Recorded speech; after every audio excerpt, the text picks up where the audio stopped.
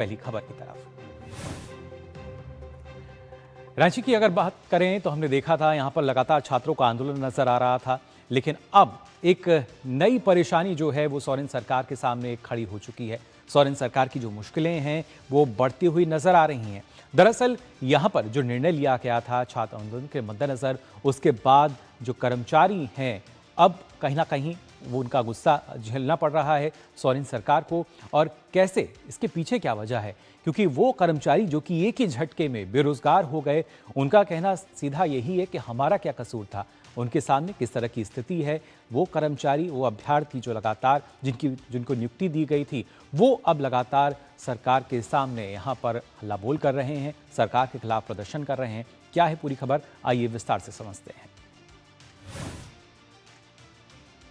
तो आपको बता दें, जो नियुक्त उम्मीदवार हैं जिनको नियुक्ति दी गई थी, वो परीक्षा रद्द होने से उनमें नाराजगी यहां पर देखने को मिल रही है और अब उन्हीं अभ्यर्थियों ने विरोध प्रदर्शन किया है सरकार के खिलाफ। अब इन नियुक्त उम्मीदवारों ने मोर्चा खोल दिया है, यानी सोरेन सरकार की जो मुश्किलें हैं वो कम होने का नाम नहीं ले रही। प्रोजेक्ट भवन के बाहर आप देख सकते हैं किस तरीके से लगातार जो नियुक्त उम्मीदवार हैं वो प्रदर्शन कर रहे हैं और सोरेन सरकार पर अन्याय का आरोप भी लगा रहे हैं। उनके साथ अन्याय किया गया, अभ्यर्थियों की नौकरी पर अब जो सवाल है वो यहाँ पर खड़ा हो रहा है। परीक्षा रद्द करने का जो फैसला यहाँ पर लिया गया और इस फैसले को वापस लेने की मांग लगातार यहाँ पर ये जो नियुक्त उम्मीदवार हैं करते नजर आ रहे हैं। साथ ही सीएम सोरेन से पुनर्विचार की अपील भी यहाँ पर की जा रही है।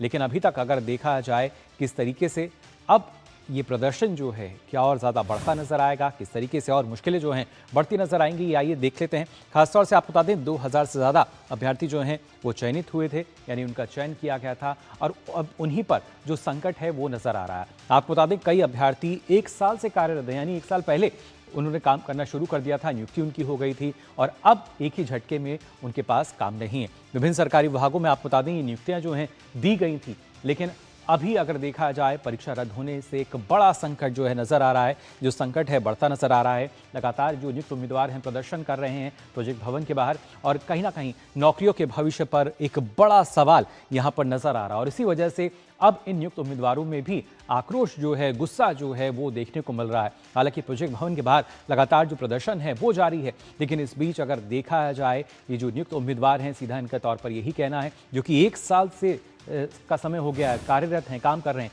लेकिन उनका कहना यही कि एक झटके में ही इस तरीके से इस तरह का फैसला क्यों लिया गया और सीएम सोरेन जो हैं इस फैसले पर पुनर्विचार करें। इसके साथ साथ और किस तरीके से जो स्थिति है वो देखने को मिल रही है, ये भी आपको बता देते हैं क्या कुछ कहना है इन जो युवा हैं इनका, जो नियुक्त उम्मीदवार हैं उनका। और वहीं दूसरी तरफ भी अगर देखा जाए, हमने देखा था किस तरीके से जो छात्र आंदोलन के चलते इस तरह का फैसला लिया गया था, लेकिन इन चयनित युवाओं में एक आक्रोश जो है वो सोरेन सरकार के खिलाफ यहाँ पर नजर आ रहा है। क्या कुछ कहना है इनका, आइए सुनाते हैं आपको।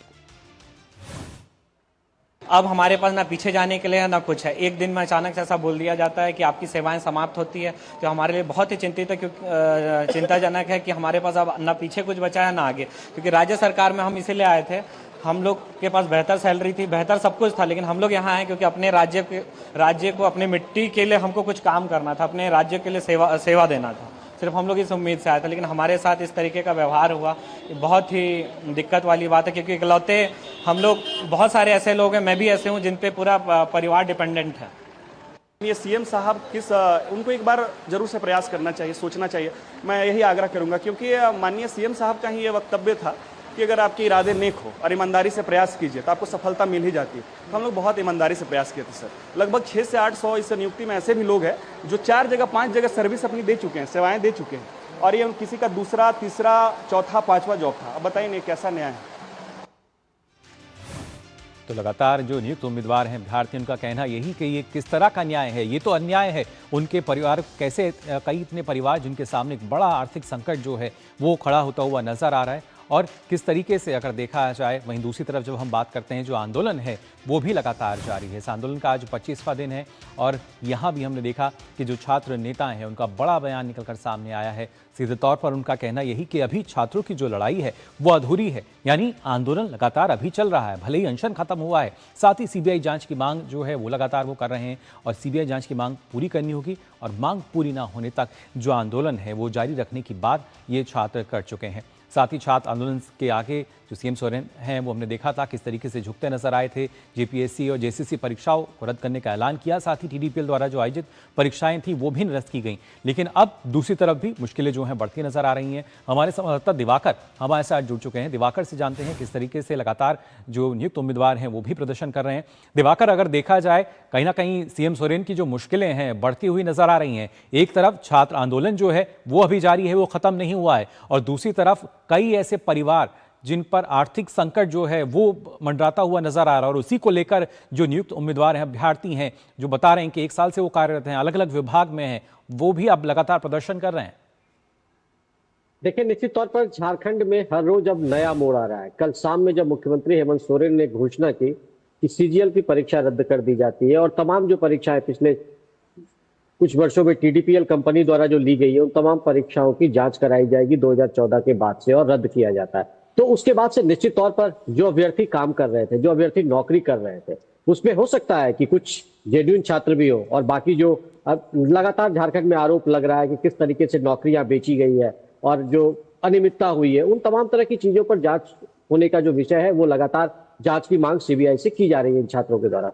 लेकिन एक दूसरा पक्ष ये है कि अब वो अभ्यर्थी जो सफल अभ्यर्थी थे वो बकायदा जो झारखंड सचिवालय है वहां कल शाम से ही आकर बैठ गए हैं, और लगातार आज हालांकि दोपहर में उन जो सफल अभ्यर्थी थे उनको घुसने नहीं दिया गया उस प्रोजेक्ट बिल्डिंग में, लेकिन फिर भी आंदोलन अब उनका भी जारी हो गया और वो लगातार सरकार को प्रति जो है वो आक्रोश व्यक्त कर रहे हैं। दूसरी तरफ जयपाल सिंह मुंडा स्टेडियम में जो तस्वीरें हैं वो लगातार इस बात का बयां कर रहा है कि जो बारिश के बावजूद छात्र डटे हुए हैं और अपने आंदोलन को आगे बढ़ाने की कोशिश कर रहे हैं। लेकिन कल शाम के बाद इस आंदोलन में भी एक तरीके से दुविधा की स्थिति देखने को मिली, दो फार होने की स्थिति। कुछ जैसे देवेंद्रनाथ महतो थे और वहां पर हबीबा थी, इन लोगों ने बकायदा जो कहते हैं भूख हड़ताल को खत्म कर दिया। राहुल क्रांति ने आज हमारे साथ बातचीत में उन्होंने स्टेटमेंट दिया कि वो अभी अपना भूख हड़ताल खत्म नहीं किया, बल्कि सरकार की ओर से उनको जबरदस्ती भूख हड़ताल खत्म कराने की कोशिश हुई। दूसरी तरफ जो वहां पर सविता कुमारी बैठी हुई है, रुपेश पाल बैठे हुए, ये लगातार अभी भूख हड़ताल पर बैठे हुए हैं। और दोपहर के बाद जो जेपीएससी और जेसीसी रिफॉर्म मंच है उन्होंने साफ तौर पर कहा है कि अभी हम लोग बैठक करेंगे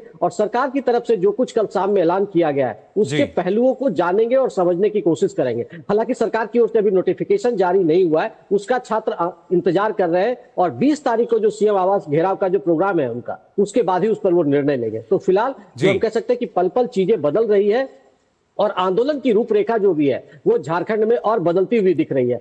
पहले सिर्फ जयपाल सिंह मुंडा स्टेडियम में आंदोलन चल रहा था जी मुकुल, वो आंदोलन अब सचिवालय तक पहुंच गया है। बिल्कुल दिवाकर, लेकिन अगर देखा जाए पल पल हम कह सकते हैं मुश्किलें यहाँ सीएम सोरेन की बढ़ती हुई नजर आ रही हैं। एक तरफ आंदोलन हमने देखा किस तरीके से बढ़ता हुआ नजर आया, जो कि अभी जारी है, जो कि लगातार इस बात की भी हम कह सकते हैं स्थिति सामने आ रही थी कि हो सकता है पूरी तरीके से आंदोलन खत्म हो, लेकिन देर रात भले ही जो निर्णय है वो लिया गया हो, लेकिन जो आंदोलन है वो लगातार चल रहा है। और दूसरी तरफ एक और जो आंदोलन है लगभग उसकी तैयारी यहाँ देखने को मिल रही है। भले ही वो जो कर्मचारी हैं उनको प्रोजेक्ट भवन में घुसने ना दिया गया हो, लेकिन जिस तरीके से विरोध प्रदर्शन उनका यहाँ देखने को मिल रहा है वो भी कई सवाल यहाँ पर खड़े कर रहा है सरकार के सामने, सीएम सोरेन के सामने।